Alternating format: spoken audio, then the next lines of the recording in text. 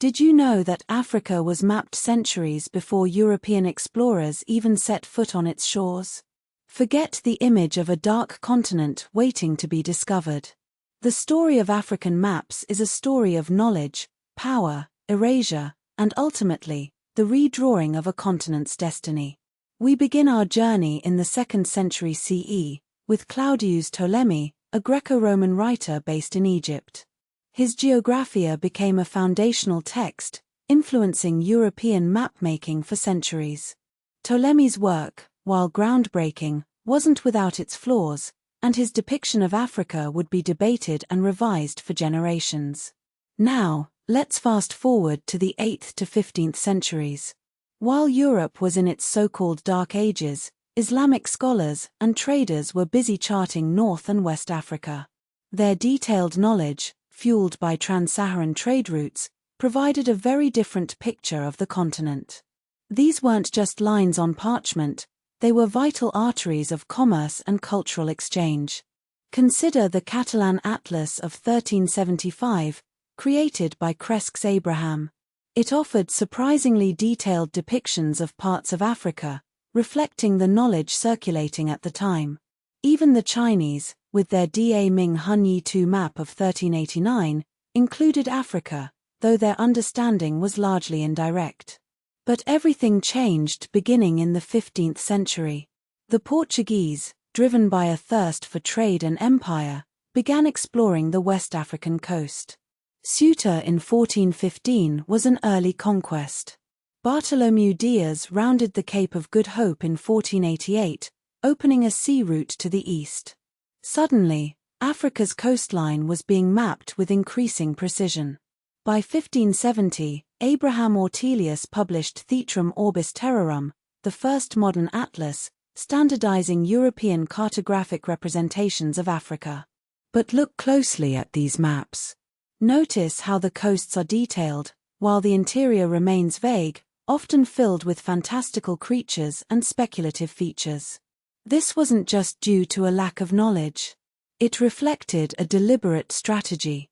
European powers were primarily interested in coastal trade, especially the slave trade. The interior was largely left blank, reinforcing the idea of an empty continent ripe for the taking. As we move into the 18th and 19th centuries, the nature of mapping shifted. Rivers became crucial, serving as highways for trade and conquest. Missionary routes, military expeditions, and the insatiable demand for resources fueled the push inland. The infamous Berlin Conference of 1884–85 formalized the scramble for Africa. European powers carved up the continent, using maps as tools to divide territory. These weren't just lines on paper, they were decisions that would have devastating consequences for generations. By the late 19th and early 20th centuries, colonial maps reflected administrative borders, often ignoring existing African political systems and cultural boundaries. The year 1960 is remembered as the Year of Africa, with 17 nations gaining independence. But even then, the colonial map persisted. New nations inherited borders drawn by European powers, setting the stage for future conflicts. The Sharpeville massacre in South Africa that same year exposed the brutal realities of apartheid, further shaping how the continent was represented politically.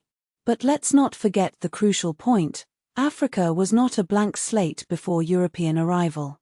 Arab, Berber, Persian, and Indian Ocean trade networks had long documented African geography. Knowledge of the Niger River, Lake Chad, and trans-Saharan routes circulated through Muslim scholarly and commercial circles. The idea of a completely unknown Africa was a political fiction. Many African states and trade systems were well known locally and regionally, but European mapmakers often erased or minimized this complexity to justify their imperial ambitions. From the 18th century onward, mapping was inextricably linked to extraction. Maps served slave trade logistics, missionary routes, military expeditions, and resource extraction. The goal wasn't understanding Africa, but controlling it. Tragically, many of the borders on modern African maps are colonial artifacts.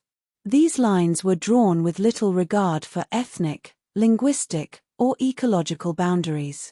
Straight-line borders cutting across deserts and savannas are a stark reminder of European negotiations, not African consensus. Yet, when trade was desired, historical African states were sometimes accurately depicted.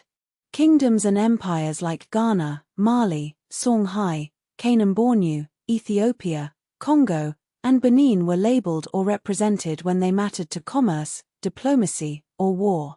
Otherwise, vast regions were reduced to vague terrain or decorative imagery. So how did maps shape European expansion into Africa?